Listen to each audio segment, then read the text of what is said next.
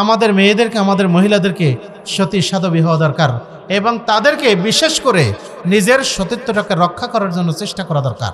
নিদর্শনের একটা অন্যতম দিক হচ্ছে তিনি তোমাদের থেকে তোমাদের জোড়া সৃষ্টি করেছেন।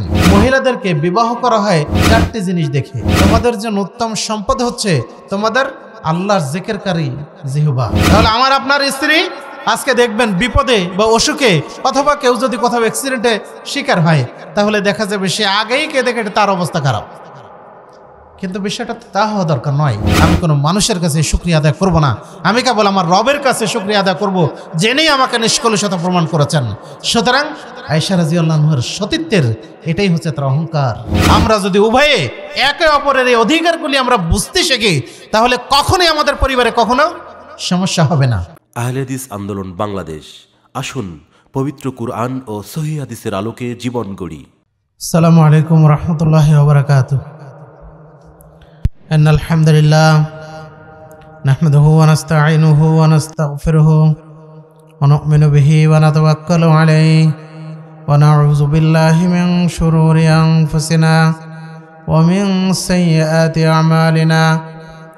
من يهده الله فلا مضل له ومن يضلله فلا هادي له وأشهد أن لا إله إلا الله وحده لا شريك له وأشهد أن محمدا عبده ورسوله. أما بعد فإن خير الحديث كتاب الله وخير الهدي هدي محمد صلى الله عليه وسلم وشر الأمور محدثاتها وكل محدثة بدعة وكل بدعة ضلالة وكل ضلالة في النار. فأعوذ بالله من الشيطان الرجيم. بسم الله الرحمن الرحيم. يا أيها الذين آمنوا اتقوا الله حق تقاته ولا تموتن إلا وأنتم مسلمون.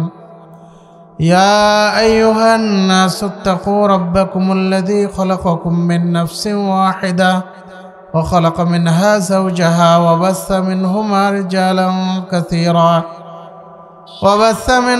رجالا كثيرا ونساء واتقوا الله الذي تساءلون به والأرحام إن الله كان عليكم رقيبا.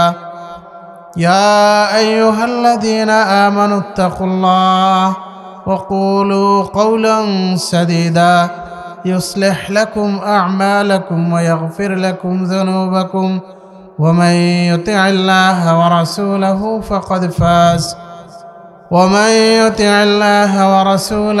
فقد فاز فوزا عظيما. وقال تعالى ومن آياته أن خلق لكم من أنفسكم أزواجا لتسكنوا إليها وجعل بينكم مودة ورحمة إن في ذلك لآية لقوم يتفكرون. وعن أبي هريرة رضي الله عنه قال قال رسول الله صلى الله عليه وسلم يا معاشر الشباب من استطاع منكم الباءة فليتزوج فإنه أغض للبصر وأحسن للفرج ومن لم يستطع فعليه بالصوم فإنه له وجاه. متفق عليه. ইসলাহুল উম্মাহ মহিলা মাদ্রাসার উদ্যোগে আয়োজিত আজকের এই ইসলামী জলসার মুহতারাম সভাপতি, প্রধান অতিথি, আমন্ত্রিত উলামায়ে কেরাম, বিশেষ অতিথিবৃন্দ, মঞ্চের সামনে উপবিষ্ট অত্র এলাকার সম্মানিত সুধীবৃন্দ এবং পর্দার আড়ালের মা ও বোনেরা, আজকের এই শীতের রাত অনেক গভীর হয়ে গেছে, চারিদিকে কুয়াশায় আচ্ছন্ন। তো এই সময় আলোচনা করাটা অনেকের জন্য অনেক কষ্টকর, তাই না? আমরা অল্প সময়ে খুবই সংক্ষেপে কিছু কথা আপনাদের সামনে বলার চেষ্টা করব। ওমা তৌফিক ইল্লা বিল্লাহ আলাইহি তাওয়াক্কালতু ওয়া ইলাইহি উনীব। সুধী মণ্ডলী, আজকে আমাদের বাংলাদেশে শুধু নয়, সারা বিশ্বে যদি আমরা তাকাই, তাহলে দেখব আমাদের পারিবারিক জীবনে অশান্তি দাউ দাউ করে জ্বলছে। আজকে এই আজকের দিনে আমি যখন আপনাদের এই বগুড়ার উদ্দেশ্যে রওনা হই, তখন আমরা আমাদের ফতোয়া বোর্ড থেকে লিখিত যে ফতোয়াগুলি দেই, আজকে আমি ৮৬ নাম্বার ফতোয়া লিখে তারপরে আসলাম। তার মানে কি? তার মানে হলো পরিবারের এই অবস্থা, প্রত্যেক দিন এগুলো হলো লিখিত যারা টাকা দিয়ে নেয়। আর এছাড়া আমাদের ফতোয়া হটলাইনে, আমাদের আত্মাহারিক টিভির প্রশ্ন করে দিন জানুন এই অনুষ্ঠানে প্রতিনিয়ত এমন কোনো দিন নাই যে দিন আমরা এই তালাক, বিবাহ বিচ্ছেদ, পরিবারের অশান্তি এইসব বিষয় নিয়ে আমাদেরকে ফতোয়া দিতে হয় না, এমন কোনো দিন যায় না। গত বছর আমরা 226টা ফতোয়া দিয়েছিলাম লিখিত, এবার সেই তুলনায় কিছুটা কম।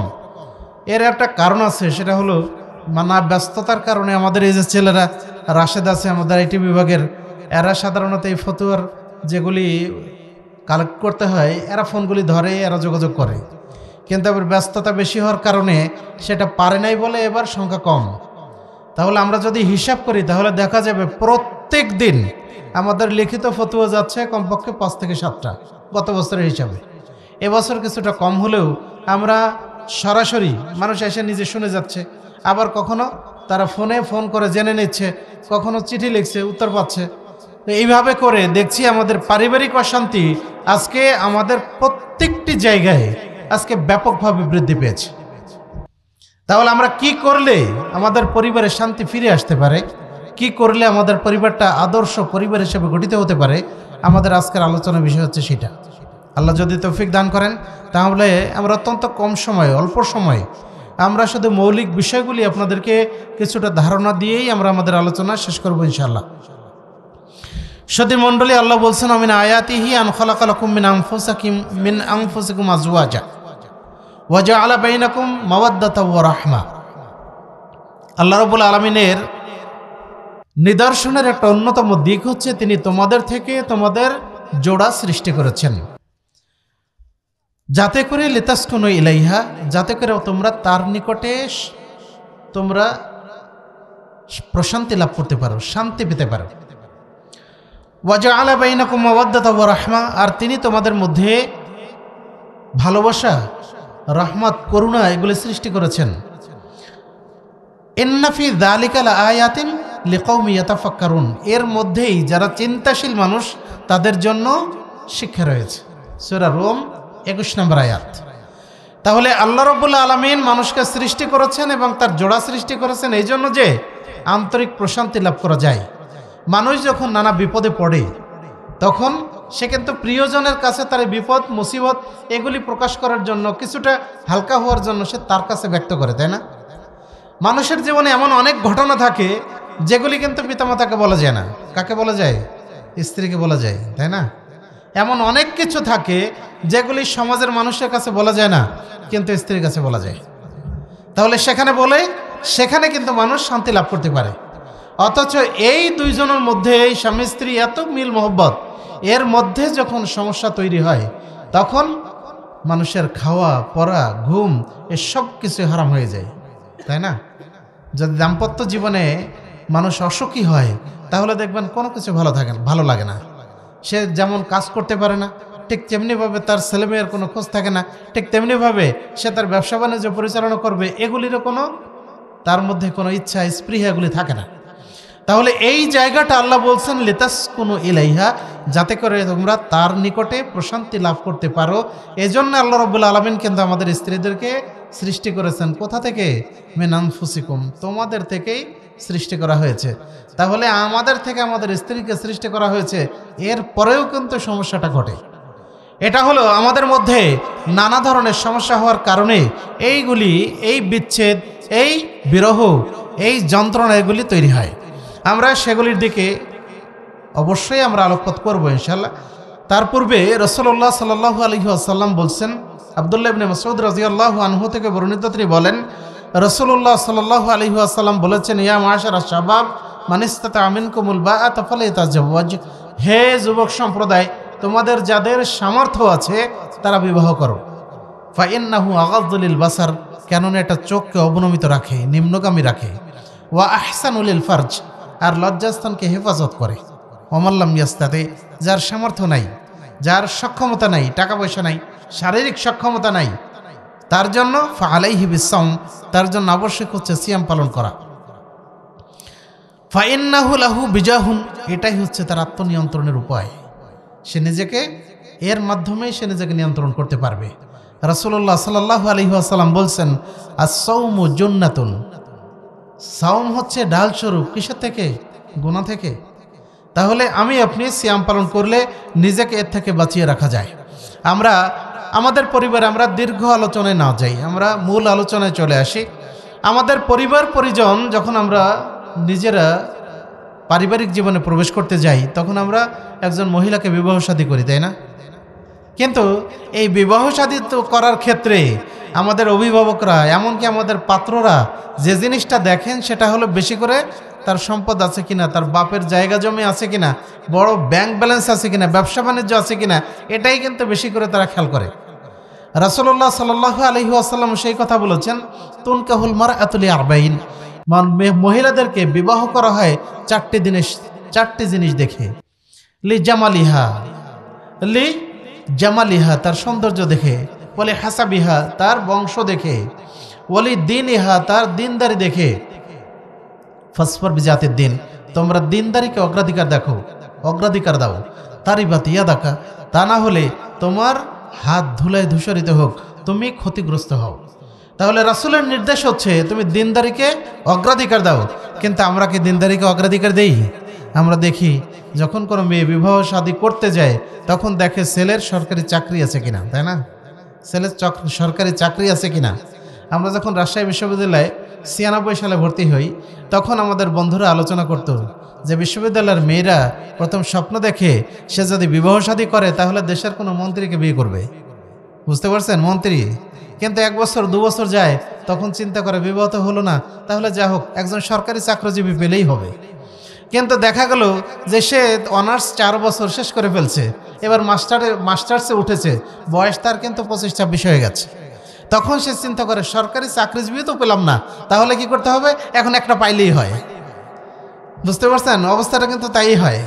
তাহলে আপনার আমার ওইগুলি চিন্তা না করে যে জিনিসটা দরকার সেটা হলো, যদি মুমিন হয় তাহলে সেই হবে আমার জন্য দুনিয়া এবং আখিরাতে সে কল্যাণকামী, সে হবে দুনিয়া এবং আখিরাতে আমার জন্য পাথেয়।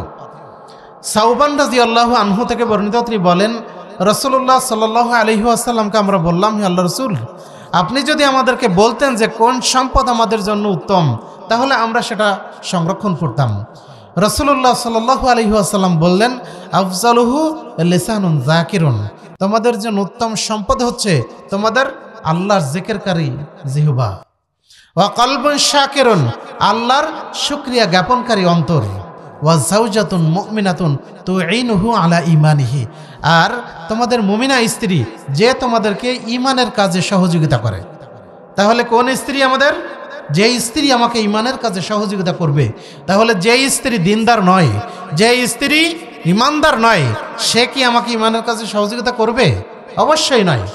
রাসূলুল্লাহ সাল্লাল্লাহু আলাইহি ওয়াসাল্লাম অন্য একটি হাদিসে তাকে যখন প্রশ্ন করা হয় তখন তিনি বললেন, তোমাদের মধ্যে উত্তম মহিলা হচ্ছে ওই মেয়ে আল্লাতি তাসুররুহু ইদা নাজারতা, যখন তুমি তার দিকে লক্ষ্য করো। অন্য হাদিসে এসে যে আফসরতা, যখন তুমি তার দিকে খেয়াল করো তখন সে তোমাকে খুশি করে দেয়, মানে এমন মুচকি হাসি দিবে আপনি খুশি হয়ে যাবেন। যতই কষ্ট থাক, যতই মন্তরে বেদনা থাক, আপনি বাহির থেকে অনেক কষ্ট পেয়ে এসেছেন, কিন্তু স্ত্রী এসে যদি আপনাকে একটা ভালো কথা বলে তখন কিন্তু মনটা ভালো হয়ে যাবে, তাই না? কিন্তু আপনি বাহির থেকে কষ্ট করে আসছেন, অনেক সমস্যা জর্জরিত হয়ে আসছেন, ভিতরে এসে যদি স্ত্রী আপনার সাথে দুর্ব্যবহার করে তখন অবস্থাটা কেমন হবে? তখনই তো সমস্যা ঘটে। আর তখনই তো স্বামী রাগ করে, তখনই বলে, যা তুই তোর বাবার বাড়ি চলে যা, তোকে আমার দরকার নাই। সুতরাং যদি মুমিনা স্ত্রী হয় তাহলে সে অবশ্যই সে স্বামীর অবস্থাটা খেয়াল করবে।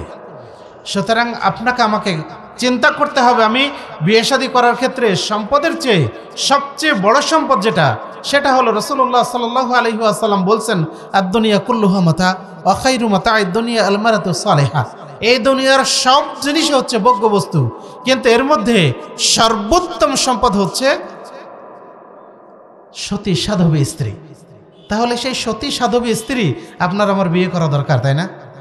আমরা বিয়ে করব সম্পদ দেখে, আমরা বিয়ে করব যৌতুক নিয়ে, আর বাড়িতে এসে বলবো আর জীবনে কখনো শান্তি পেলাম না, তাহলে বিষয়টা অন্যরকম হবে না?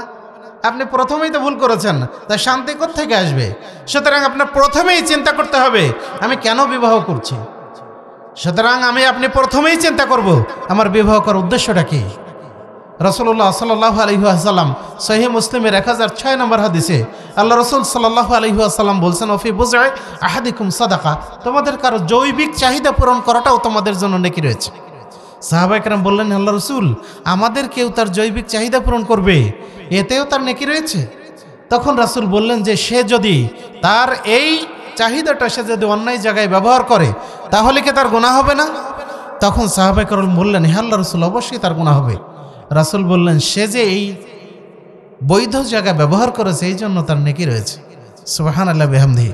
তাহলে আপনি আপনার নিজেকে নিজের এই জৈবিক চাহিদা পূরণের জন্য, নিজের চারিত্রিক মাধুর্যটা বজায় রাখার জন্য, নিজে যেন অন্যদিকে আমার পদস্খলন না হয়, সেই কারণেই কিন্তু আমরা বিবাহ শাদী করবো, তাই না? আপনি কি আপনার স্ত্রী দিয়ে চাকরি করাবেন? আপনি কি আপনার স্ত্রীকে দিয়ে আপনি কি ধন সম্পদ উপার্জনের মাধ্যম হিসেবে গ্রহণ করবেন? যদি সেইটা গ্রহণ করেন তাহলে দুনিয়াবী জীবনে কিছুটা ধন সম্পদ লাভ করলেও পরকালীন জীবনে কিন্তু আমাদের খাতা শূন্যই থাকবে। সুতরাং আপনাকে আমাকে চিন্তা করতে হবে, প্রথম যেটা করণীয় সেটা হলো এই, আমাকে একজন সতী সাধবী মহিলাকে বিবাহ করা দরকার। 2 নম্বর যেটা করণীয় সেটা হলো এই, দেখুন আমাদের মা বোন আজকে কিন্তু যখন আমরা বিপদে পড়ি তখন আমাদেরকে সান্ত্বনা দেওয়ার পরিবর্তে সে কিন্তু নিজেই কেঁদে কেটে একবারে জার হয়ে যায়, তাই না? সহিহ বুখারীর 3 নম্বর হাদিস এবং সহিহ মুসলিমের 160 নম্বর হাদিস, রাসূলুল্লাহ সাল্লাল্লাহু আলাইহি ওয়াসাল্লামের উপর যখন ওহী নাজিল হয়, তাই না? সূরা আলাকের 5টি আয়াত, প্রথম 5টি আয়াত, এই ওহী নাজিলের এই ঘটনা ছিল অত্যন্ত কঠিন। রাসূলুল্লাহ সাল্লাল্লাহু আলাইহি ওয়াসাল্লাম দেখলেন একবারে দিগন্ত বিস্তৃত একজন বিশাল দেহের অধিকারী একজন মানুষ, শুভ্র সাদা, সেই দিগন্ত বিস্তৃত ওখানে বসে আছে। কিছুক্ষণ পরে সে তার কাছে এসে বলছে, ইয়া মুহাম্মদ ইকরা, রাসূলকে বলছেন মুহাম্মদ পড়ো। তখন তিনি বলছেন, মা আনা বিকারি, আমি তো পড়তে জানি না। তিনি আবার বলছেন পড়ো। রাসূল একই কথা বলছেন, আমি পড়তে জানি না। এরপর বুকে জড়িয়ে ধরে জোরে চাপ দিয়েছে, তারপরে তিনি পড়তে শুরু করেছেন। রাসূলের উপর আয়াত নাজিল হলো। তিনি এতটাই ভীত বিহ্বল হয়ে গেলেন, ভীত সন্ত্রস্ত হলেন যে তিনি কাঁপতে কাঁপতে আয়েশা খাদিজা রাদিয়াল্লাহু আনহার কাছে গেলেন। এবার গিয়ে তাকে বলছেন, জাম্মিলিনি, আমাকে কম্বল দ্বারা আবৃত করো, আমাকে কাপড় দিয়ে আবৃত করো, কারণ এমনি খাশিতু আলা নাফসি, আমি আমার জীবনের উপর ভয় করছি, আমি হয়তো এখনই মারা যাব। তখন খাদিজা রাদিয়াল্লাহু আনহা তাকে কি বলে সান্ত্বনা দিলেন, কাল্লা, কোশ্চেন কালো নয়, মা ইউখজিকা আবাদান, আল্লাহ রাব্বুল আলামিন আপনাকে কখনোই তিনি লাঞ্ছিত করবেন না। ইন্নাকা লা তাসিলুর রাহমা, নিশ্চয়ই আপনি আত্মীয়তার সম্পর্ক রক্ষা করে থাকেন। ওয়া তাহমিলুল কাল্লা, আপনি নিঃস্বের ভার বহন করে থাকেন। ওয়া তাকসিবুল মা'দুমা, আর আপনি অসহায়ের আশ্রয় দিয়ে থাকেন। ওয়া তুকরিউজ যায়ফা, আপনি আত্মীয়তার সম্পর্ক বজায় রাখেন, আপনি মেহমানদেরকে আপ্যায়ন করে থাকেন। তাহলে রাসূল সাল্লাল্লাহু আলাইহি সাল্লামকে এগুলি বলে সান্ত্বনা দিচ্ছে। ওয়া তুঈনু আলা নাওয়াবিল হক, আর যারা হকের পথে থাকে আপনি তাদেরকে সহযোগিতা করে থাকেন। সুতরাং খাদিজা রাদিয়াল্লাহু আনহা তাকে সান্ত্বনা দিলেন। প্রথমেই বলছেন না, আপনি ভয় পাবেন না, আল্লাহ আপনাকে কখনোই অপমানিত করবেন না, লাঞ্ছিত করবেন না। তাহলে বিপদে যখন স্বামী মুষড়ে পড়েন, আপনি যারা আমাদের মা বোনেরা আছে তাদের কাজ হলো এই, স্বামীকে তখনই অভয় দেওয়া, আরে কি হয়েছে ব্যাপারটা, আপনি থামেন, কোনো সমস্যা নাই, এটা আল্লাহ সমাধান করে দেবেন। আমরা এটা বলতে পারি না? আমরা অবশ্যই বলতে পারি। রাসূলুল্লাহ সাল্লাল্লাহু আলাইহি ওয়াসাল্লামের প্রখ্যাত সাহাবী আবু সালামা রাদিয়াল্লাহু আনহু, তার একটা সন্তান জন্মগ্রহণ করলো, অসুস্থ সন্তান, কিন্তু তাকে অভিযানে বের হতেই হবে, কোনো উপায় নাই। এবার উম্মু সালামা রাদিয়াল্লাহু আনহা তাকে বললেন যে আপনি যান, আমি তার পরিচর্যা করব। তিনি অভিযানে গেলেন। যখন ফিরে আসলেন, ফিরে এসে ছেলের কথা আগেই জিজ্ঞেস করছেন যে আমার ছেলের কি অবস্থা। উম্মু সালামা রাদিয়াল্লাহু আনহা বললেন যে সে আগের চেয়ে ভালোই আছে। তিনি তার জন্য রাতের খাবার তৈরি করলেন, তার জন্য নিজে সুন্দর করে সুসজ্জিত হলেন। এরপর তিনি তার যাবতীয় প্রয়োজন পূর্ণ করলেন। এরপরে তিনি বললেন, কেউ যদি আপনার কাছে কোনো ঋণ রাখে তাহলে আপনি কি তার ঋণ ফিরিয়ে দিতে আপনি কি কার্পণ্য করবেন? তখন তিনি বলছেন, না, আমি তো তার ঋণ ফিরিয়ে দেব। উম্মে সালামা রাদিয়াল্লাহু আনহা তখন তাকে বললেন যে, দেখুন, আপনার সন্তানকে আপনি সেই ঋণ গণ্য করেন। তখন আবু সালামা রেগে গিয়ে বললেন, তুমি আমাকে এখন আমার ছেলে মৃত্যুর সংবাদ তুমি আমাকে দিচ্ছ, অথচ ইতিপূর্বে আমি আমার সব কাজে আমি পূর্ণ করলাম। সকালে আবু সালামা রাদিয়াল্লাহু আনহু তিনি রাসূলুল্লাহ সাল্লাল্লাহু আলাইহি ওয়াসাল্লামের কাছে গিয়ে তিনি ঘটনাটা বললেন, আল্লাহ রসুল, আমাদের অবস্থা হচ্ছে এই। রাসূলুল্লাহ সাল্লাল্লাহু আলাইহি ওয়াসাল্লাম জিজ্ঞেস করলেন, তোমরা কি গত রাত্রে মিলিত হয়েছিলে? আবু সালামা রাদিয়াল্লাহু আনহু বললেন যে, হ্যাঁ, আমরা গত রাত্রে মিলিত হয়েছিলাম। রাসূলুল্লাহ সাল্লাল্লাহু আলাইহি ওয়াসাল্লাম তাদের জন্য বরকতের দোয়া করলেন, আল্লাহ তুমি তাদের গত রাত্রের মিলনে বরকত দান করো। তাহলে আমার আপনার স্ত্রী আজকে দেখবেন বিপদে বা অসুখে অথবা কেউ যদি কোথাও অ্যাক্সিডেন্টে শিকার হয়, তাহলে দেখা যাবে সে আগেই কেঁদে কেটে তার অবস্থা খারাপ। কিন্তু বিষয়টা তা হওয়া দরকার নয়, সেটা হওয়া উচিত নয়। বরং উচিত হলো আমার সমস্যায়, আমার বিপদে আপদে আমাদের মা বোনদেরকে তাদেরকে সমবেতি হতে হবে, তাকে সান্ত্বনা দিতে হবে, তাকে সুপরামর্শটা দিতে হবে। তাহলে আপনার আমার পরিবার ভালো চলবে। আর আমাদের পুরুষ ভাইদেরও কিছুটা সমস্যা আছে। কি সমস্যা বলবো? আর মেয়ে মানুষ, তোমার মধ্যে কান ঢোকানোর কি দরকার? আমারটা আমি বুঝবো, তোমার এত বলার কি দরকার আছে? তাই না? ধমক দিয়ে তাকে বসাই রাখে। কিন্তু সংসারটা তো দুইজনের, তাই না? একজনে কোনো পরিবার ভালো চলে? একজনে কখনো পরিবার ভালো চলে না। তাহলে দুইজন মিলে একটা পরিবার সুন্দর হয়, দুইজন মিলে সন্তান সন্ততিকে তাদেরকে আদর্শ হিসেবে গড়ে তোলা যায়, দুইজন মিলে এই সুন্দর সংসারটাকে স্বর্গে পরিণত করা যায়, জান্নাতের আবহে তৈরি করা যায়। কিন্তু যখনই একা একই করতে চায় তখনই বিপত্তিটা ঘটে। ওকে কোনো মূল্যায়নই করছে না, তাই না? সেটা হওয়া উচিত নয়। আমরা অবশ্যই চেষ্টা করব আমরা যেন সেরকম না হই। 3 নম্বর যে বিষয়টা সেটা হলো এই, আমাদের মেয়েদেরকে, আমাদের মহিলাদেরকে সতী সাধবী হওয়া দরকার এবং তাদেরকে বিশেষ করে নিজের সতীত্বটাকে রক্ষা করার জন্য চেষ্টা করা দরকার। আনাস রাদিয়াল্লাহু আনহু থেকে বর্ণিত, তিনি বলেন, রাসূলুল্লাহ সাল্লাল্লাহু আলাইহি ওয়াসাল্লাম বলেছেন, মেয়েরা যদি 4টি কাজ করে, ইজা সাল্লাত খামসাহা ওয়া সামাত শাহরাহা ওয়া আতাআত বালাহা ওয়া আহসানাত ফারজাহা, যদি সে 5 ওয়াক্ত সালাত আদায় করে, সে রমজান মাসের সিয়াম পালন করে, আর স্বামীর আনুগত্য করে এবং তার লজ্জাস্থানকে হেফাজত করে, তাহলে রাসূল বললেন যে সে জান্নাতের 8টি দরজার যে কোনো দরজা দিয়ে ইচ্ছে সে প্রবেশ করতে পারবে। সতীত্ব এতটাই একটা শক্তিশালী জিনিস।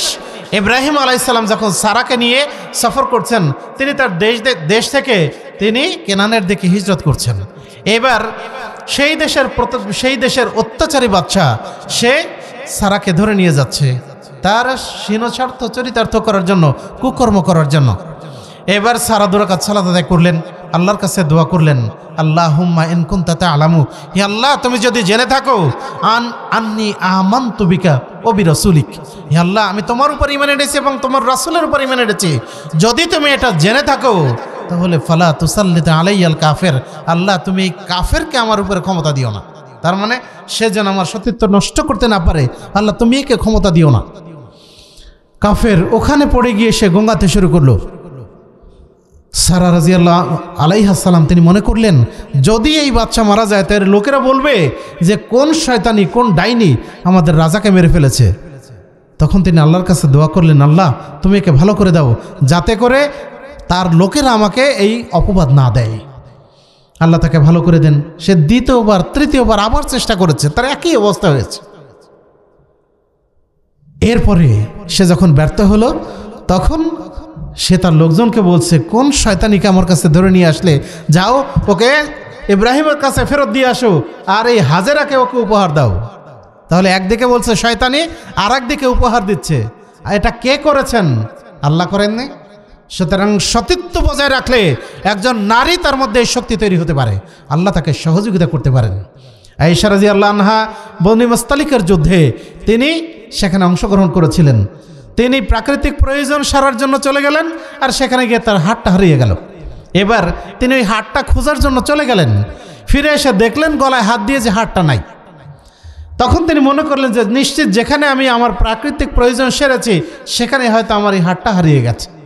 এবার তিনি সেখানে গেলেন, এসে দেখলেন যে রাসূল সাল্লাল্লাহু আলাইহি সাল্লাম তার সঙ্গী সাথীদের নিয়ে ওখান থেকে চলে গেছেন। কিন্তু তিনি পিছনে সাফওয়ান ইবনে মুআত্তাল রাদিয়াল্লাহু আনহুকে তিনি পিছনে রেখে দিতেন, যাতে করে এই কাফেলা কোনো কিছু ওখানে ফেলে না যায়। এবার আয়েশা রাদিয়াল্লাহু আনহু সেই তার জায়গায় এসে দেখলেন যে কাফেলা যখন চলে গেছে, তিনি মনে করলেন রাসূল আমাকে না পেলে অবশ্যই তিনি কোনো লোককে পাঠাবেন যাতে করে তিনি আমাকে নিয়ে যাবেন, সুতরাং আমি এখানেই বসে থাকি। উনি ওখানে বসে থাকলেন, বসে থাকতে থাকতে ঘুমে তিনি একেবারে শুয়ে পড়লেন ওখানে। এবার বাতাসে মুখের কাপড়টা সরে গেছে।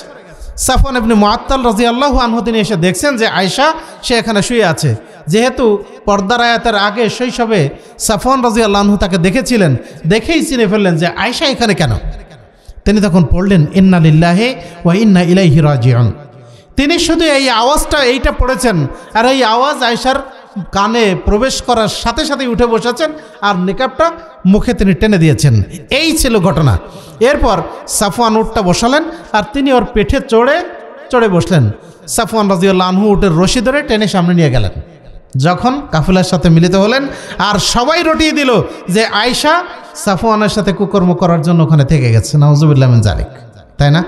রাসূলুল্লাহ সাল্লাল্লাহু আলাইহি ওয়াসাল্লাম একটা মাস তিনি কষ্ট করলেন যে এই অপবাদ কি করে আল্লাহ যেন এই অপবাদ থেকে আমাকে মুক্ত করেন। নবীর স্ত্রী, রাসূলের স্ত্রী এই কাজ করবে, এটাকে সহ্য করা যায়? তাহলে এই রাসূলের কথা কেউ শুনবে? কেউ তো শুনবে না। আল্লাহ রাব্বুল আলামিন সূরা আহজাবের 11 থেকে নিয়ে 21 পর্যন্ত 10টি আয়াত আল্লাহ নাজিল করলেন। নাজিল করে আয়েশা রাদিয়াল্লাহু আনহার নিষ্কলুষতা বর্ণনা করলেন। ঘটনা হলো রাসূলুল্লাহ সাল্লাল্লাহু আলাইহি সাল্লাম আয়েশাকে গিয়ে বলছেন, আয়েশা, শয়তানের প্ররোচনায় পড়ে মানুষ তো নানা ধরনের কাজ করে। আয়েশা, তুমি যদি এমন কোনো ভুল করে থাকো আল্লাহর কাছে তওবা করো, আল্লাহ ক্ষমা করে দেবেন। আয়েশা খুব ভিতরে রাগ হয়েছে। তিনি বাপকে বলছেন, আবু বকর রাদিয়াল্লাহু আনহুকে বলছেন, আব্বা, রাসূলের কথার উত্তর আপনি দেন। আবু বকর বলছে, রাসূলের কথার উত্তর আমি কি দেব?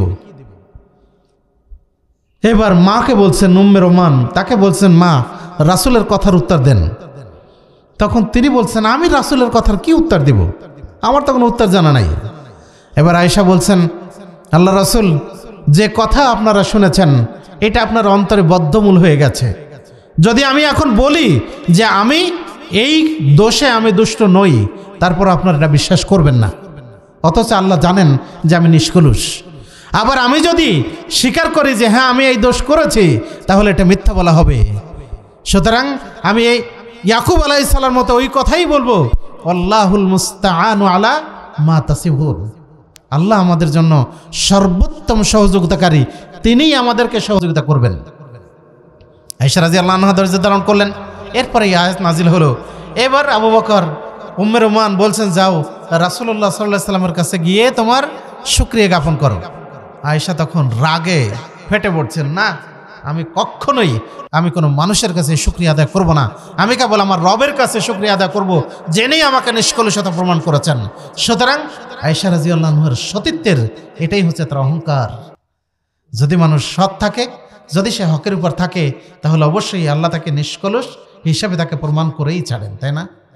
আজকে কিয়ামত পর্যন্ত মানুষ সূরা আহজাবের ওই 11 থেকে নিয়ে 21 পর্যন্ত 10টি আয়াত, এগুলি সূরা নূরের 11 থেকে নিয়ে 21 পর্যন্ত 10টি আয়াত কিয়ামত পর্যন্ত মানুষ তেলাওয়াত করবে, সুবহানাল্লাহি বিহামদি। তাহলে আয়েশা রাদিয়াল্লাহু আনহা এরকম নিষ্কলুষ চরিত্রের অধিকারী ছিলেন। তিনি তার লজ্জাস্থানকে হেফাজত করেছিলেন, যে কারণে আল্লাহ রাব্বুল আলামিন তার এই পবিত্রতা ঘোষণা করেছেন। আল্লাহ কি আজকে নাই? আছেন কিনা? আল্লাহর কি কোনো মরণ আছে? আল্লাহ থাকবেন না? অনাদি অনন্ত না? তাহলে আমি আপনি যদি সৎ হই, আমার আপনার কন্যা জননীরা তারা যদি সৎ হয়, তাহলে অবশ্যই আল্লাহ তাকে পদে পদে সহযোগিতা করবেন। ওইভাবে সহযোগিতা করবেন যেভাবে তিনি আয়েশা রাদিয়াল্লাহু আনহাকে তিনি নিষ্কলুষতা প্রমাণ করেছেন, যে তার চরিত্রে কোনো দাগ নাই। সুতরাং আপনাকে আমাকে ওই ধরনের সতী সাধবী মহিলাকে বিবাহ করা দরকার। কিন্তু আমরা টাকা দেখি, আমরা দেখি আমার স্ত্রী এমএ পাস, সুতরাং তাকে দিয়ে চাকরি না করলে হয়? এত কষ্ট করে এত লেখাপড়া করেছে, এখন যদি চাকরিটা না করে তাহলে কি হয়? আর চাকরি করতে গিয়ে প্রাইমারিতে করুক আর স্কুলে করুক আর কলেজে করুক, যেখানেই করুক, পুরুষের সাথে তার ওঠা বসা চলাফেরা কথাবার্তা এগুলো হবে না? আর যখন এটা হবে তখনই পরকীয়ার ঘটনা ঘটবেই, সংসার ভাঙবেই, এটাই সঠিক। সুতরাং আপনাকে আমাকে সাবধান হতে হবে। আমরা সতী সাধবী স্ত্রী যেমন বিবাহ করব, ঠিক তেমনিভাবে আমরা চেষ্টা করব তাদের জন্য আমরা সুন্দর একটা ক্ষেত্র দিতে। সেই ক্ষেত্র কোথায়? সে কোথায় কাজ করবে? সে বাড়ির অভ্যন্তরে অন্দরমহলে কাজ করবে। সে বাহিরে কাজ করার জন্য আল্লাহ রাব্বুল আলামিন তাকে সৃষ্টি করেননি, বরং তার কাজ হচ্ছে ভিতরে। সে আপনার আমার সন্তান, তাকে প্রস্তুত করবে, সে আমার আপনার খেদমত করবে, সে বাড়ির ভিতরে যত কাজ আছে সেগুলি সে করবে। একটা ঘটনা আপনাদেরকে আমি বলি। ওমর রাদিয়াল্লাহু আনহুর কাছে তারই একজন প্রজা এসে অভিযোগ করার জন্য আসছে তার স্ত্রীর ব্যাপারে। এবার সে বাড়ির বাহিরে বসে আছে আর ভিতর থেকে সে আওয়াজ পাচ্ছে যে ওমর রাদিয়াল্লাহু আনহুর উপরে চড়াও হয়ে কথা বলছে। ওমর রাদিয়াল্লাহু আনহু কোনো উত্তর দিচ্ছেন না, তিনি চুপচাপ শুনছেন। এবার তিনি যখন বাইরে আসছেন যে লোকটা বসে থাকলো, আমি তার কাছে যাই, তখন দেখছে লোকটা বের হয়ে চলে যাচ্ছে। তখন ওমর জিজ্ঞাসা করছেন, কি ব্যাপার, তুমি চলে যাচ্ছ? তখন সে বলছে, হ্যাঁ আমি চলে যাচ্ছি, আমার উত্তর হয়ে গেছে, উত্তর পেয়ে গেছে। তখন বলছে, কি উত্তর পাইলে তুমি? তুমি তো কোনো কিছু বললেই না, তো উত্তর পাইলে কিভাবে? তখন বলছেন, আমিরুল মুমিনিন, আমি আসছিলাম আমার স্ত্রীর ব্যাপারে অভিযোগ করার জন্য, কিন্তু আমি দেখলাম যে আপনার স্ত্রী আপনার উপর চড়াও হয়ে আছে, তা আমি আপনার কাছে কি অভিযোগ করব, কি বিচার দেব আপনাকে? তখন ওমর বলছেন যে, বাবা শোনো, যে মহিলা আমার এতগুলি সন্তানের লালন পালন করে, কখন কার কি খাবার দরকার সেটা সে তৈরি করে দেয়, কার কি পোশাক কখন পরিধান করা দরকার সেটা সে ব্যবস্থা করে, কার কাপড় ময়লা হলো আর কার কাপড়টা ধোয়ার দরকার এটা সে সবসময় খেয়াল রাখে। সে আমার কাপড় চোপড় পরিষ্কার করে, সে আমার দিনের বেলা আমার খাবার তৈরি করে, সে রাতের বেলা আমার বিছানা তৈরি প্রস্তুত করা থেকে শুরু করে আমার সার্বিক খেদমত সে করে। যে মহিলা সে আমার এতগুলি খেদমত করে, তাহলে সে যদি কোনো সময় একটু আমার উপরে রাগান্বিত হয় কোনো কারণে, আমার কোনো ভুলের কারণে, তাহলে আমিও কি তার উপর চড়াও হব? সুবহানাল্লাহ বিহামদিহি। আপনার আমার বোঝা উচিত নয়? সদী মণ্ডলী, আমি এই জন্য আপনাদেরকে বলি অনেক সময়, সেটা হলো এই, আমি চাকরি করি, কমপক্ষে শুক্রবার দিন আমার ছুটি আছে, ছুটি আছে না? আমি ব্যবসা করি, আমার একদিন রেস্ট আছে। আমি কৃষি কাজ করি, আমার একদিন বা কিছুটা সময় আমার রেস্ট আছে। কিন্তু আমার স্ত্রী, আমার মা, আমার বোন, আমার চাচি, আমার খালা, আমার মামু মামি, এদের রেস্টটা কোথায়? কোন দিন আপনি তাকে ছুটি দেন? কোনোদিন তার ছুটি হয়? এমনকি অসুখে এসে দাঁড়াতে পারছে না, জ্বরে তার গা পুড়ে যাচ্ছে, তারপরে সে সবসময় চিন্তা করে আমার স্বামী, আমার সন্তান, আমার মেয়ে, আমার অন্য যারা পরিবারের আছে তারা কি খাবে, আমি যদি শুয়ে থাকি তাহলে তাদের কষ্ট হবে। এই কষ্ট করে এত টাকা খরচ করে বাহিরের খাবার কিনে এনে খাবে আর তাদের পেট খারাপ করবে। সুতরাং একটু কষ্ট করে আমি তাদেরকে তৈরি করে দিই। কে করেন এটা? আমাদের মা বোনেরা করেন না? আমাদের স্ত্রীরা করেন না? তাহলে তার প্রতি আপনার আমার কোনো দায়িত্ব নাই? ভারতের প্রধানমন্ত্রী নরেন্দ্র মোদী, তিনি এক সময় একটা সাংবাদিক সম্মেলনে ইন্টারভিউ দিতে গিয়ে তিনি সাংবাদিকদের একটা প্রশ্নের উত্তর দিয়ে তিনি বলছেন, তাকে প্রশ্ন করা হলো যে জনাব, আপনি এই বিশাল দেশ একা কিভাবে আপনি পরিচালনা করেন? তখন তিনি বলছেন যে এই অনুপ্রেরণা, এই দায়িত্বশীলতা, এটা আমি আমার মার কাছ থেকে শিখেছি। তারা বলছেন কিভাবে? তখন তিনি বললেন যে আমার মা, আমি দেখেছি আমার মা, আমার বাপ যখন অফিসে যায় তখন আমার মা তার কোট, তার প্যান্ট, তার জুতাটা পর্যন্ত আমার মা এগিয়ে দেন, তাকে পরিয়ে দেন। আমরা অনেকগুলি ভাই বোন, আমরা কে কোনটা খাবার পছন্দ করি আমার মার এটা মুখস্থ থাকে। কখন কার কোনটা প্রয়োজন আমার মাকে বলে দিতে হয় না যে কার কোনটা প্রয়োজন। আমার বাড়িতে যদি কখনো আমাদের চাকরটা না আসে, আমাদের এই গৃহ পরিচারিকা না আসে, তাহলে বাড়ির যত কাজ আমার মাই করেন। এমনকি কেউ যদি বাড়িতে না থাকে তাহলে বাড়িতে কোনো লোক আসলে আমার মা কিন্তু তাকে সামলান। আমরা ভাই বোনেরা কখন কার কোন স্কুল, কোন সময়কার ছুটি, এটা আমার মা স্মরণ রাখেন। আমার মা একজন মহিলা হয়ে তিনি যদি এতগুলি কাজ করতে পারেন, তাহলে আমি একজন পুরুষ হয়ে কেন এই ভারত উপমহাদেশকে, এই ভারতটাকে আমি সামলাতে পারবো না? তাহলে আপনার আমার জন্য এখান থেকে শেখা নাই? আমার আপনার মা বোনদের অবদানকে, আমার আপনার মা বোনদের এই কাজগুলিকে আপনারা ছোট মনে করেন, কিন্তু একদিন যদি বাড়িতে খাবার তৈরি না হয়, তখন কিন্তু বাড়িতে উল্টাপাল্টা শুরু হয়ে যাবে, তাই না? খাবার থাকবে? একদিন খাবার তৈরি না হলে দেখবেন কে কোথায় খাবে, কেউ না খেয়ে থাকবে, কেউ খেয়ে থাকবে, কেউ হয়তো দোকানে গিয়ে একটা বিস্কিট কিনে এক গ্লাস পানি খেয়ে থেকে যাবে। তাহলে এই কষ্টটা যিনি আমাদেরকে সামাল দেন, তার জন্য আমাদেরকে কিছু করণীয় নাই? অবশ্যই আমাদের করণীয় আছে। আমরা যদি উভয়ে একে অপরের এই অধিকারগুলি আমরা বুঝতে শিখি, তাহলে কখনোই আমাদের পরিবারে কখনো সমস্যা হবে না। তাহলে প্রথম যেটা কাজ, সেটা হলো আপনাকে আমাকে একে অপরের হকটাকে বুঝতে হবে এবং সেটা আদায় করার চেষ্টা করতে হবে। আবু দারদা রাদিয়াল্লাহু আনহুর সাথে সালমান ফারসি রাদিয়াল্লাহু আনহুর ভ্রাতৃত্ব বন্ধনে আবদ্ধ করে দিয়েছিলেন রাসূল সাল্লাল্লাহু আলাইহি ওয়াসাল্লাম। একদিন সালমান ফারসি আবু দারদার বাড়িতে গেছেন তাদের খোঁজখবর নেওয়ার জন্য। ভাই তো, দিনী ভাই, তারা এতটাই রক্তের বন্ধনে আবদ্ধ ছিলেন, এতটাই তারা ভ্রাতৃত্বের বন্ধনে আবদ্ধ ছিলেন যে এক ভাই আর এক ভাইকে নিজের দুটো স্ত্রী থাকলে একটা তালাক দিয়ে তাকে বিবাহ দেওয়ার মতো এরকম প্রস্তাবও তারা দিতেন। এতটাই তাদের আন্তরিকতা ছিল ভিতরে। এবার সালমান রাদিয়াল্লাহু আনহু গেছেন আবু দারদার বাড়িতে, গিয়ে দেখছেন আবু দারদার স্ত্রী তখন পর্দার আয়াত নাজিল হয়নি। তো স্ত্রী সে বাড়িতে উস্কো খুস্কো চুলে এলোমেলো কাপড়, সে গৃহের সামনে বসে আছে। এবার জিজ্ঞাসা করছেন সালমান রাদিয়াল্লাহু আনহু, মা শানুকে ইয়া উম্মাদ দারদা, হে উম্মাদ দারদা তোমার এই অবস্থা কেন? তখন তিনি বলছেন, আপনার ভাই আবু দারদার দুনিয়ার কোনো প্রয়োজন নাই। আলা আকেলু তাকফিহুল ইশারা, তাই না? জ্ঞানের জন্য ইশারাই যথেষ্ট। সালমান রাদিয়াল্লাহু আনহু বুঝে ফেললেন আবু দারদা কি করে, মানে স্ত্রীর হক সে আদায় করে না। এবার আবু দারদা আসলেন, এসে ভাইয়ের জন্য খাবার তৈরি করেছেন। সালমান রাদিয়াল্লাহু আনহুর কাছে খাবার পেশ করেছেন। সালমান বলছেন, তুমি আমার সাথে খাও। আবু দারদা বলছেন, আমি সিয়াম আছি। আবু দারদা বলছেন, না, তুমি আমার সাথে যতক্ষণ না খাবে ততক্ষণ আমি এই খাবার খাবো না, তুমি আমার সাথে খাও। তিনি খেতে বাধ্য হলেন। নফল সিয়াম ভাঙা যায়, তাই না? নফল সিয়াম ছেড়ে দেওয়া যায়, এটাও সুন্নাত। তাহলে আবু দারদা রাদিয়াল্লাহু আনহু তিনি সিয়ামটা ছেড়ে দিলেন। এবার খাবার পরে তার জন্য সালমান রাদিয়াল্লাহু আনহুর জন্য বিছানা তৈরি করছেন, রাত্রে ঘুমাবে তাই। আবু দারদা রাদিয়াল্লাহু আনহু বললেন যে, ভাই তুমি ঘুমাও, আমি কিয়ামুল লাইল করব। সালমান বললেন, না, তুমিও এখন ঘুমাও, আমি তোমাকে সময় মতো ইনশাআল্লাহ ডেকে দেব। তারা সবাই ঘুমালেন। রাত্রের 1/3 যখন বাকি থাকলো, তখন সালমান রাদিয়াল্লাহু আনহু সবাইকে ডেকে উঠালেন, ওঠো, এখন সালাত আদায় করো। সবাই সালাত আদায় করলেন। এবার সকালে তিনি বললেন, শুনে রাখো হে আবু দারদা, শুনে রাখো, ইন্নালি জাসাদিকা আলাইকা হাক্কুন ওয়ালি রব্বিকা আলাইকা হাক্কুন, নিশ্চয়ই তোমার শরীরে তোমার জন্য হক আছে, তোমার রবের তোমার উপরে হক আছে। ওয়ালি যাওজিকা আলাইকা হাক্কুন, তোমার স্ত্রী তোমার উপর হক আছে।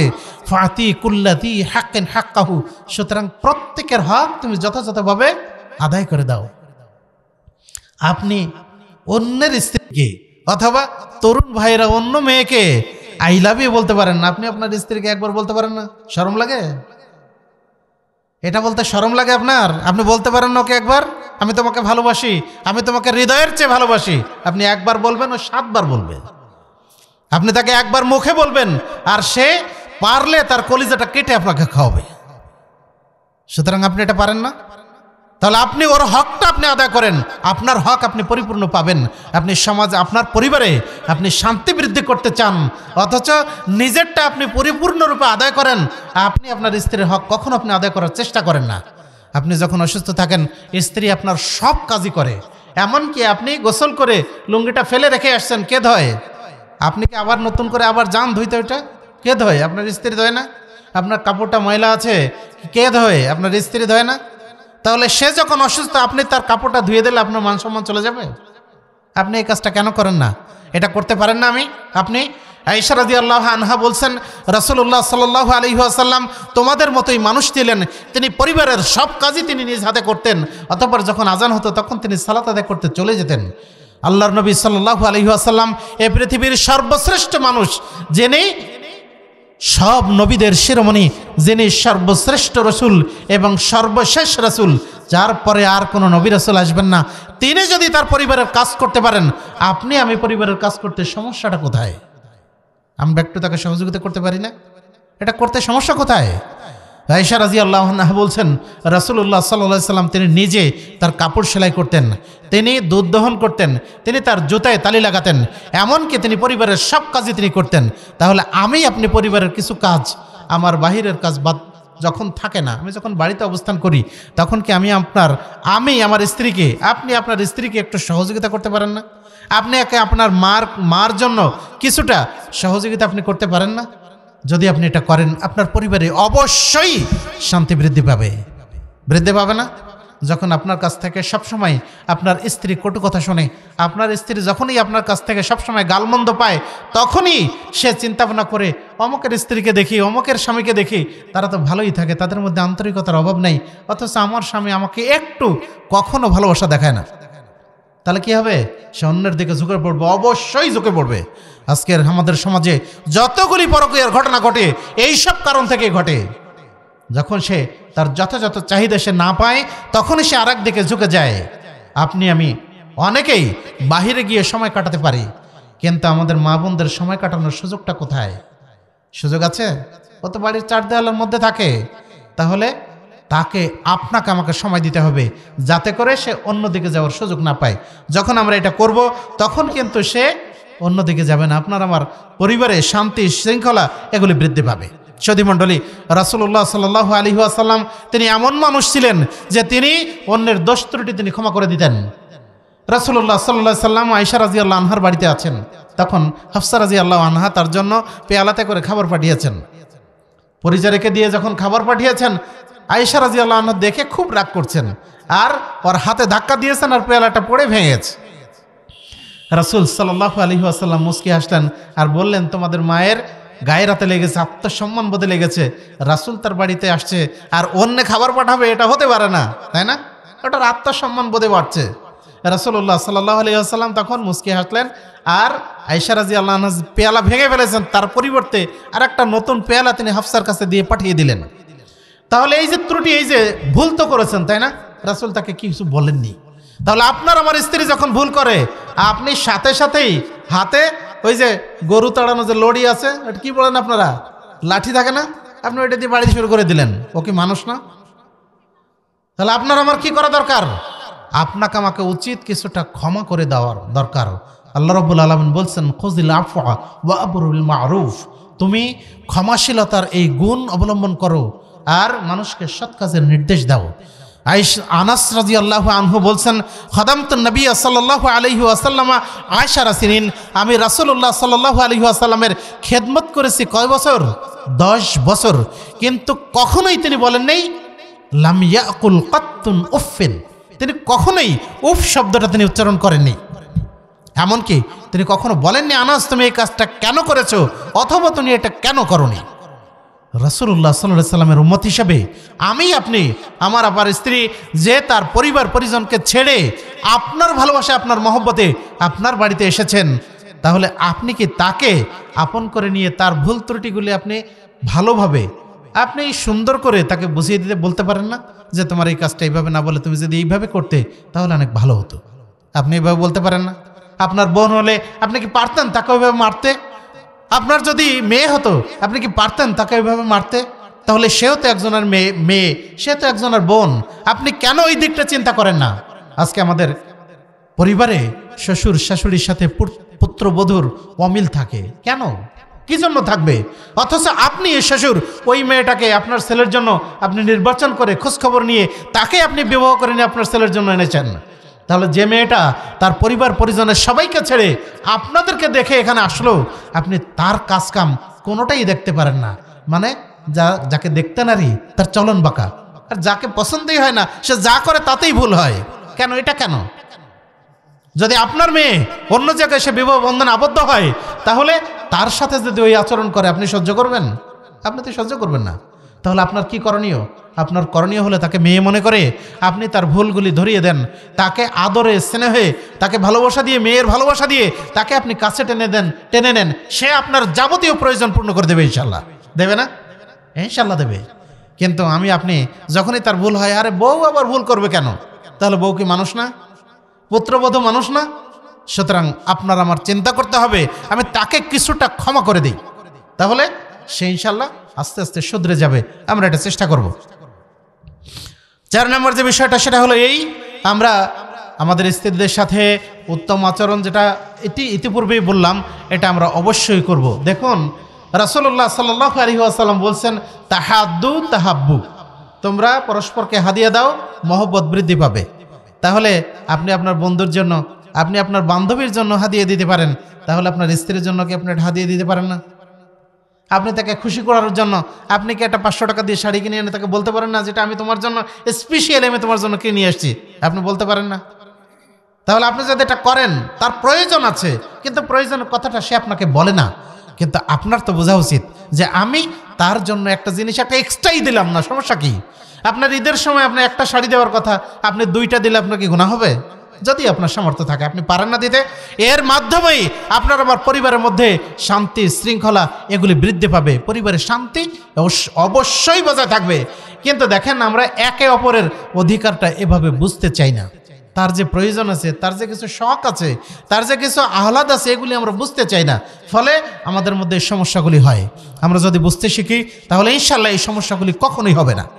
এরপরে যে জিনিসটা আমি বলবো সেটা হলো এই, আব্দুল্লাহ ইবনে আব্বাস রাদিয়াল্লাহু আনহু তিনি বলছেন, ইন্নী উহিব্বু আন আতাসাওয়াজা ইন্নী উহিব্বু আন আতাসাইয়ানা লিল মারআ, আমি আমার স্ত্রীর জন্য সুসজ্জিত হতে আমি পছন্দ করি, যেমনভাবে আমি পছন্দ করি যে আমার স্ত্রী আমার কাছে সেজে গুজে আসুক, তাই না? তাহলে আমি পছন্দ করি যে আমার স্ত্রী আমার সাথে সেজে গুজে আসুক, তাহলে আপনার থাকা দরকার না?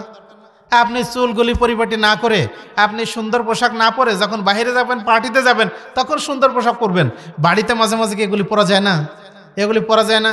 আপনার মোষ এখান থেকে নেমে একবারে দাড়ির সাথে মিশে গেছে, কাটারই সময় হয় না, তাই না? আপনি শরীরে কয়েকদিন সাবান লাগান না, এটাগুলো খোঁজ থাকে না, মানে আপনার অবাঞ্ছিত লোমগুলি এত বড় হয়ে গেছে যে সেখানে চিংড়ি মাছ ধরা যাবে। যদি অবস্থাটা এই হয়, তাহলে ওই স্ত্রীকে আপনার কাছে যাবে, ও থাকতেও পারবে না গন্ধে।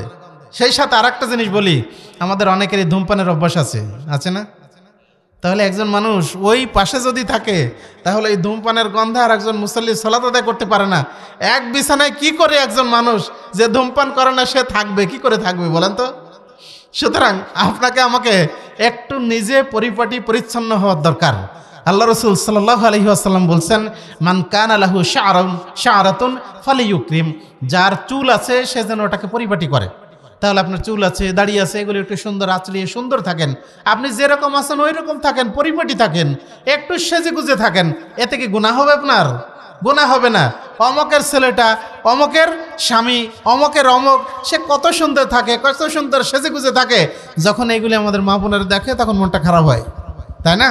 সুতরাং এগুলি কোনো অন্যায় কাজ নয়। আপনি আপনার স্ত্রীর জন্য আপনি বাড়িতে একটু সুন্দর করে সেজে থাকেন, অসুবিধাটা কি? একইভাবে আমরা আমাদের মা বোনদেরকে বলতে চাই যে আজকে যখন আপনি পার্টিতে যান, যখন আপনি অন্য মানুষের বিবাহ অনুষ্ঠানে যান, যখন আপনি বাজারে যান, যখন আপনি মার্কেটে যান শপিং করতে, তখন ঠিকই আপনি সেজেগুজে থাকেন। কিভাবে লিপস্টিকটা লাগাতে হবে, কিভাবে সুন্দর শাড়িটা পরতে হবে, আর কোন জুতোটা পরলে ভালো লাগবে, সেটা আপনি ঠিকই বোঝেন। কিন্তু আপনার স্বামীর সামনে একটা ভালো কাপড় কখনো পরেন না, যখন ছেঁড়া ময়লা এগুলি পরে থাকেন। এগুলি আমাদের আচরণ নয়। যদি এইগুলি আমরা না করি, আমরা যদি ঠিক মতো থাকি, তাহলে একে অপরের প্রতি মহব্বতটা বৃদ্ধি পাবে, পরিবারের শান্তি শৃঙ্খলা এগুলি বজায় থাকবে ইনশাল্লাহ। এগুলি অবশ্যই আমার পরিবার অবশ্যই ভালো থাকবে, সে অন্যদিকে তাকাবে না। কেন তাকাবে? সে তো আমার বিবাহিত স্ত্রী, তাই না? সুতরাং তার জন্য আমি সাজতে পারি না, আমি আর একজনের জন্য সাজবো, এটা আদৌ হওয়া উচিত নয়। আমাদের মা বোনরাও সেটা চেষ্টা করবেন, অবশ্যই করবেন। সবশেষে আমরা যে বিষয়টা বলতে চাই যে আমাদের পরিবারে প্রশান্তি, এই আদর্শ পরিবার গঠনের জন্য আপনার আমার পারস্পরিক মহব্বত বৃদ্ধির যতগুলি জায়গা আছে সবগুলি আমাকে চেষ্টা করা দরকার। আমরা চেষ্টা করতে পারি না? আপনি ঈদ আসলে তার জন্য আপনি কি একটা অলংকার তৈরি করতে দিতে পারেন না? প্রত্যেকটি মহিলার কাছে সবচেয়ে প্রিয় জিনিস হলো তার সুন্দর পোশাক, সবচেয়ে প্রিয় জিনিস হলো তার স্বর্ণের অলংকার। আপনি পারলে 1 বছরে পারেন, 2 বছরে পারেন, একটু একটু টাকা জমিয়ে তাকে যদি একটা জিনিস দেন, তাহলে অবশ্যই তার মধ্যে আন্তরিকতা বৃদ্ধি পাবে, মহব্বত বৃদ্ধি পাবে। সেও দেখবেন একদিন আপনাকে আপনার জন্য আপনার পরিবারের খরচের টাকা থেকে জমিয়ে জমিয়ে আপনাকে একটা শার্ট অথবা আপনাকে একটা লুঙ্গি, আপনাকে একটা প্যান্ট এগুলি উপহার দেওয়ার সেও চেষ্টা করবে। এই আন্তরিকতা তখনই বৃদ্ধি পাবে যখন আপনার আমার মধ্যে মহব্বত ভালোবাসা যথাযথ থাকবে। কিন্তু আমরা সেই কাজটা করতে পারি না। আপনি আপনার মেয়েকে, আপনি আপনার ছেলেকে এগুলি শিক্ষা দেন, তাদের পরিবারে কখনো অশান্তি দেখা দেবে না। কিন্তু আমরা এই জায়গা থেকে আমরা অবশ্যই দূরে থাকি। আজকে পুঁথিগত বিদ্যায় আমরা শিক্ষিত হই, কিন্তু ব্যক্তিগত জীবনে বা প্র্যাকটিক্যাল জীবনে আমরা এই জিনিসটি চর্চা করার ক্ষেত্রে আমাদের অভিজ্ঞতার ঝুলি অনেক বেশি, কিন্তু সে জিনিসটা আমরা আমাদের সন্তানদেরকে শিক্ষা দেই না। আজকে দেখবেন আমাদের স্কুলের বইগুলিতে, মাদ্রাসার বইগুলিতে আজকে পারিবারিক জীবনের শিক্ষাগুলি ওখানে লিখে দেওয়া আছে, এবং যেগুলি আসলে বলার নয় সেগুলিও ওখানে আছে, অথচ এগুলি বলার দরকার নেই। এগুলি মানুষের শিক্ষা দেওয়ার দরকার নেই, এগুলি এমনি অটোমেটিক্যালি শিখে। আচ্ছা বলেন তো, এই যে পশু প্রাণী যারা আছে তাদেরকে কে শেখায়? ওদেরকে যে বাচ্চা কাচ্চা হয় না, ওদেরকে কে শেখায়? এগুলিকে আবার বইতে লিখতে হয় নাকি? এগুলি লেখা প্রয়োজন হয় না। যেগুলি অপ্রয়োজনীয় সেইগুলি আজকে শিক্ষা দেওয়া হচ্ছে, কিন্তু যেগুলি প্রয়োজনীয় এগুলি শিক্ষা দেওয়া হচ্ছে না। সুধী মণ্ডলী, আমি আমার আলোচনা শেষ করে দিচ্ছি। শুধু কয়েকটি বিষয় আমি আপনাদের সাথে স্মরণ করিয়ে দিতে চাই, যেগুলি আজকে আমাদের পরিবার ধ্বংসের অন্যতম কারণ। তার মধ্যে 1 নম্বরই যেটা আমরা বলবো সেটা হলো আমাদের সমাজে পর্দা বসিতে নাই। বুঝতে পারছেন? পর্দা নাই। আমাদের মা বোনেরা, আজকে আমাদের কন্যা যায় জননীরা যে সমস্ত বোরকা পরেন, মনে করেন এর মধ্যেই পর্দা নিহিত। আমি বলবো এটা ভুল কথা। কারণ এখন যে ফ্যাশনেবল বোরকাগুলি মা বোনেরা পরেন, সেখানে যুবক ছেলেরা কিংবা সেখানে মানুষেরা তার দিক আরও বেশি করে তাকায়। বোরকাটা কত সুন্দর লাগে দেখতে, তাই না? এর নাম তো যথার্থ পর্দা নয়।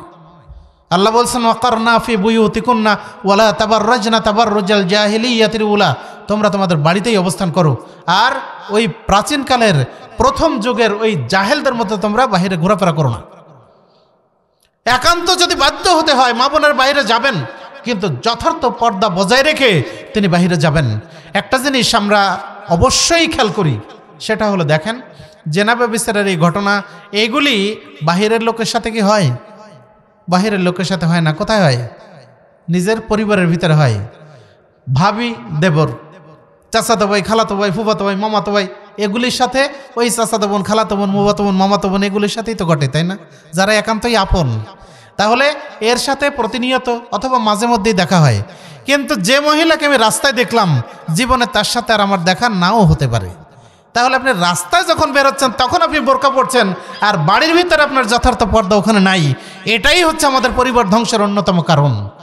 অথচ আল্লাহ বলছেন, ওয়াকুল্লিল মুমিনাতি ইয়াগযুজনা মিন আবসারিহিন্না ওয়া ইয়াহফাজনা ফুরুজাহুন্না ওয়ালা ইউবদিনা জিনাতাহুন্না।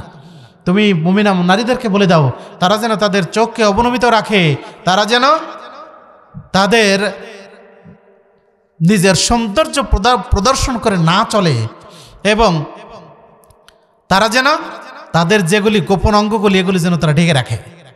তাহলে আমাদের মহিলারা বাড়ির ভিতরে এটা যদি না করে, তাহলে এখানেই সমস্যা ঘটবে, পরিবার এখানেই ভাঙবে।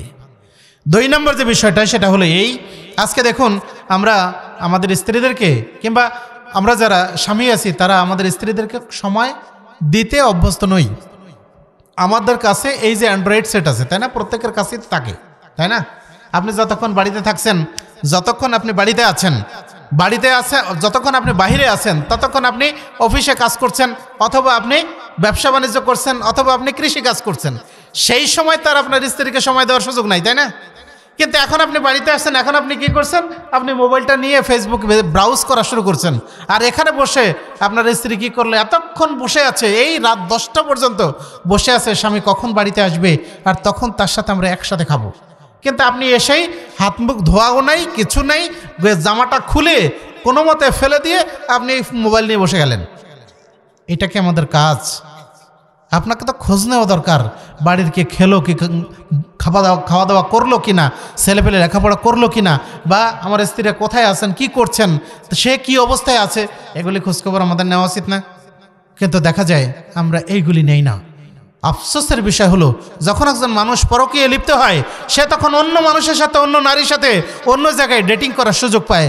কিন্তু আপনি আপনার স্ত্রীকে নিয়ে কখনো একদিন একটু ঘুরতে যাবেন বাইরে, এটা লজ্জা পান, শরম করেন, তাই না? টাকা খরচ হবে, অথচ এগুলি আমাদের করা উচিত। বাহিরের পরিবেশগুলি তাকে দেখানো উচিত। আজকে মানুষ কিভাবে পাপ করছে, কিভাবে তারা গুনায় লিপ্ত হচ্ছে, এগুলি তাদেরকে দেখানো দরকার। দেখো, এই দেখো ছেলেবেলে কি করছে, তোমার ছেলে মেয়ে যেন এগুলি না করে। আপনার এগুলি উচিত নয়। আপনি তাকে সময় দেন, যথেষ্ট তাকে সময় দেন। যখনই আপনি সুযোগ পান তখনই আপনি তাকে সময় দেন, তাহলে সে অন্যদিকে চিন্তা করার সুযোগ সে পাবে না। 3 নম্বর যে বিষয়টা সেটা হলো এই, আমরা তার কি প্রয়োজন আছে সেগুলি নিজেরা বুঝে শুনে সেটা পূরণ করার চেষ্টা করি। অনেক সময় অসুস্থ থাকে কিন্তু মেয়েরা সাধারণত সেটা বলে না। তার হয়তো জ্বর আছে অথবা পেটে ব্যথা আছে, কিন্তু সেটা নিজে কষ্ট করছে বলছে না। আপনার উচিত হলো, আপনার দায়িত্ব হলো তার কাছে জিজ্ঞাসা করা। রাসূলুল্লাহ সাল্লাল্লাহু আলাইহি ওয়াসাল্লাম তিনি আয়েশা রাদিয়াল্লাহু আনহা বলছেন, আমাদের কেউ যখন অসুস্থ হতো তখন রাসূলুল্লাহ সাল্লাল্লাহু আলাইহি ওয়াসাল্লাম তিনি আমাদের মাথায় হাত বুলিয়ে দিতেন আর আমাদের জন্য দোয়া করতেন, আযহিবিল বা'স রাব্বান নাস ওয়াশফি আনতা শাফি লা শিফাআ ইল্লা শিফাউকা শিফাআন লা ইউগাদিরু সাকামা। রাসূল দোয়া করতেন। তখন আব্দুল্লাহ ইবনে জুবাইর রাদিয়াল্লাহু আনহু জিজ্ঞাসা করছেন, সেই স্ত্রী সে কে ছিল? সে কি আপনি ছিলেন? আয়েশা তখন হাসছে। আব্দুল্লাহ হচ্ছেন আয়েশা রাদিয়াল্লাহু আনহার কে? ভাগনা, বোনের ছেলে, আসমা রাদিয়াল্লাহু আনহার ছেলে। তখন সে বলছে, এটা আপনিই ছিলেন। তখন আয়েশা হাসছেন, মানে আয়েশা রাদিয়াল্লাহু আনহুর সাথে রাসূলুল্লাহ সাল্লাল্লাহু আলাইহি ওয়াসাল্লাম এই ধরনের আচরণ করতেন।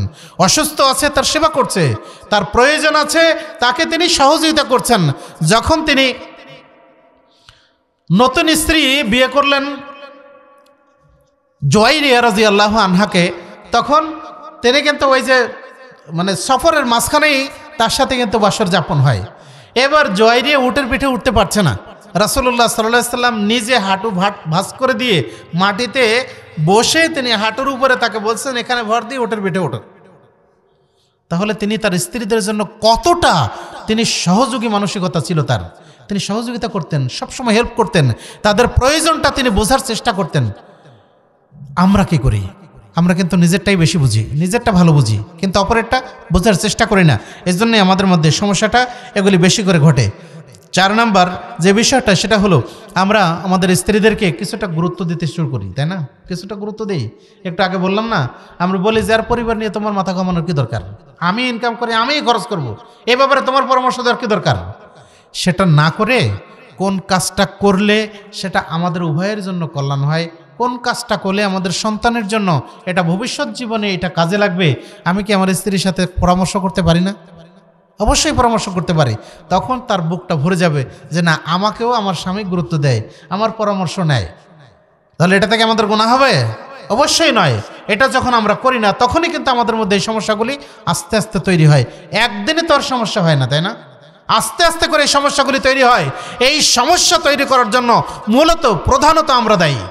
সুতরাং আপনাকে আমাকে সচেতন হতে হবে যাতে করে আমার পরিবার সুন্দর হয়, আমার পরিবারের শান্তি শৃঙ্খলা এগুলি বৃদ্ধি পায়, সেজন্য আমাকে চেষ্টা করতে হবে। অনেক সময় আমাদের পুরুষ মানুষের মধ্যে দুর্বলতা থাকতে পারে, থাকে না? শারীরিক দুর্বলতা থাকতে পারে। সুতরাং এই দুর্বলতা কাটিয়ে উঠে আপনি প্রয়োজনে ডাক্তার দেখাবেন, প্রয়োজনে নিজে চেষ্টা করবেন। এইসব চেষ্টা করে নিজের দুর্বলতার দিকগুলি আপনি দূর করার চেষ্টা করেন, তাহলে আপনাদের পরিবারে কখনোই অশান্তি তৈরি হবে না। সবশেষে আমি যেটা বলবো সেটা হলো এই, ভাই আল্লাহকে ভয় করুন। আমরা মা বোনদেরকে বলবো, মা বোনেরা আপনারও আল্লাহকে ভয় করুন।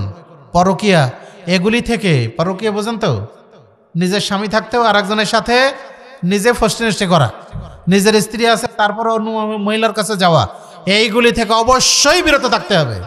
দেখুন আজকে যতগুলি পরিবার ভেঙে যায়, এই পরিবার ভাঙার জন্য আপনি হয়তো আরেকজনকে বিয়ে করবেন, একজন মহিলা সে হয়তো আরেকজনের সাথে সে বিবাহ বন্ধন আবদ্ধ হবে, কিন্তু সবচেয়ে নির্মম পরিস্থিতির শিকার যারা হয় তারা হচ্ছেন আমাদের সন্তানরা, তাই না? ছোট্ট ছোট্ট বাচ্চা, ওদের কোনো দোষ আছে?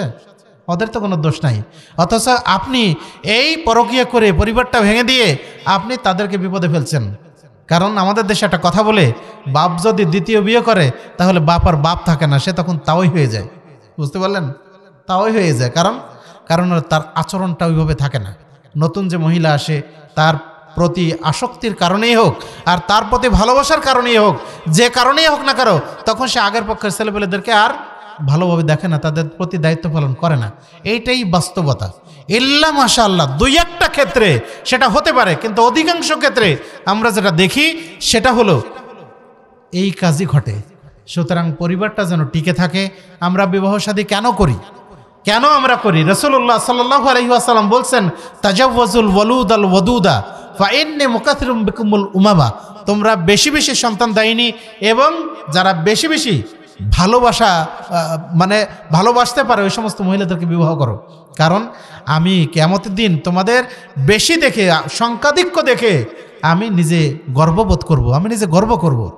তাহলে উম্মত বৃদ্ধি হবে, তারা যেন সুন্দরভাবে মানুষ হিসেবে গড়ে ওঠে, সেই জন্যই কিন্তু আমরা বিবাহ শাদী করি।